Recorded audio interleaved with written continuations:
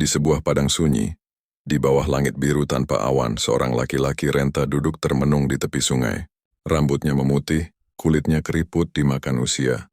Dialah Alexander Agung, raja yang pernah menaklukkan dunia. Namun kali ini ia tak mencari harta atau kerajaan. Ia mencari air kehidupan, sumber keabadian yang hanya diketahui oleh Nabi Khidir. Wahai Khidir, tunjukkan padaku jalan menuju air kehidupan. Aku ingin hidup abadi. Aku ingin terus memimpin, terus berkuasa, pinta Alexander dengan penuh harap. Nabi Khidir, sang hamba yang diberi ilmu langsung dari Allah, menatapnya dengan mata penuh rahasia. Senyum tipisnya membuat Alexander gugup. Air kehidupan itu bukan untuk setiap insan, kata Khidir lembut. Keabadian adalah ujian, bukan hadiah. Sudahkah engkau siap menanggungnya? Alexander mengerutkan kening. Apakah yang salah dengan keabadian? Bukankah hidup abadi adalah berkah terbesar? Khidir berdiri dan menuntunnya ke sebuah gua yang gelap. Di dalamnya ada mata air kecil yang jernih, memantulkan cahaya seperti mutiara. Inilah yang kau cari. Setetes saja cukup untuk membuatmu hidup tanpa akhir.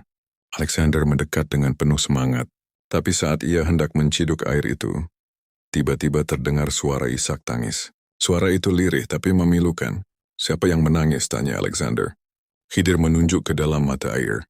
Di dasar yang bening itu, tampak wajah seorang lelaki yang terus menangis, air matanya mengalir tanpa henti. Dia manusia pertama yang meminum air kehidupan. Kini dia menangis abadi. Ia melihat semua orang yang disayanginya mati, generasi demi generasi, sementara ia tetap hidup, terpenjara dalam waktu yang tak kunjung berakhir. Alexander tertegun, tangis itu menembus hatinya, menyadarkannya pada kesepian yang akan datang. Ia membayangkan dirinya 1000 tahun dari sekarang, berdiri sendirian di atas dunia yang terus berubah. Sementara ia tak bisa mati. Apakah kau masih ingin meminumnya? Tanya Khidir lembut.